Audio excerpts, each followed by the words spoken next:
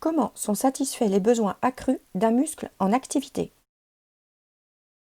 La dernière fois, vous avez corrigé l'activité 7 et cette fois-ci, vous passez sur la feuille de cours pour écrire le bilan qui correspond à cette activité. Première chose, à l'effort, les besoins énergétiques des muscles en glucose et en dioxygène augmentent. Bon, ça, vous le savez déjà, on l'a déjà vu plusieurs fois au cours de ce chapitre et des chapitres précédents. L'organisme répond à cette demande en augmentant son rythme cardiaque, c'est-à-dire la vitesse à laquelle le cœur bat, et son rythme respiratoire, c'est-à-dire la vitesse à laquelle on respire. Vous savez bien que quand on court, notre fréquence respiratoire augmente. Ceci afin d'apporter aux muscles plus fortement irrigués, ça c'est ce que l'on a vu dans l'activité 7, les éléments dont ils ont besoin en quantité suffisante. Vous avez vu qu'ici, vous avez une petite vidéo sur Canopé que je vous ai mis en lien sur votre Padlet. Cette vidéo, si vous voulez la regarder à nouveau, c'est les modifications physiques à l'effort. Regardez sur le Padlet, c'est celle-ci. Ensuite, comme d'habitude, après un bilan, on écrit le J'ai appris à.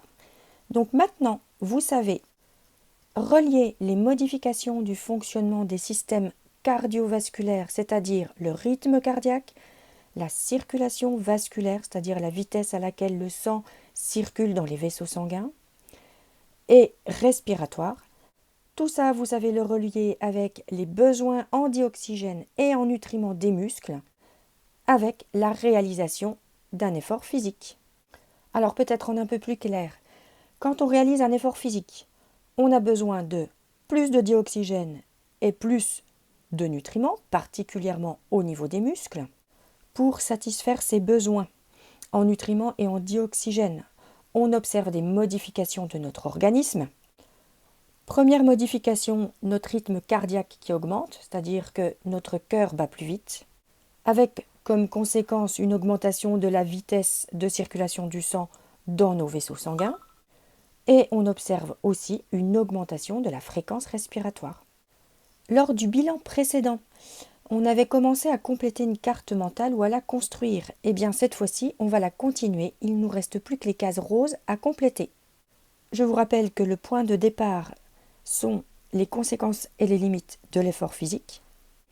Alors, pour couvrir les besoins en glucose, qui est un nutriment particulier, et en dioxygène lors d'un effort, vous pouvez mettre que le rythme cardiaque augmente, donc il y a une distribution plus rapide du glucose et du dioxygène à l'ensemble des organes. Et on a aussi une augmentation du rythme respiratoire pour réapprovisionner le sang en dioxygène. Et bien entendu, en même temps, ça permet d'éliminer le dioxyde de carbone qui est produit lorsque les muscles fonctionnent. Et voilà, il n'y a presque plus de secret pour vous. Passons cette fois-ci au schéma bilan, le dernier du chapitre. Vous trouverez ce schéma bilan sur le Padlet, bien entendu. Ce schéma bilan vous montre les conséquences de l'effort physique et comment repousser les limites de notre organisme. Donc vous voyez la signification des petits symboles. Donc premier symbole, ça montre les modifications à l'effort. Et le deuxième symbole, les limites de l'organisme. Alors, lors d'un effort physique, il y a des modifications du système respiratoire. La fréquence respiratoire augmente.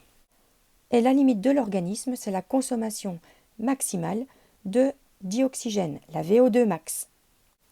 On observe aussi des modifications du système cardiovasculaire, donc cardio pour cœur, vasculaire pour vaisseau sanguin, avec une augmentation de l'approvisionnement des muscles en sang et une augmentation du débit cardiaque.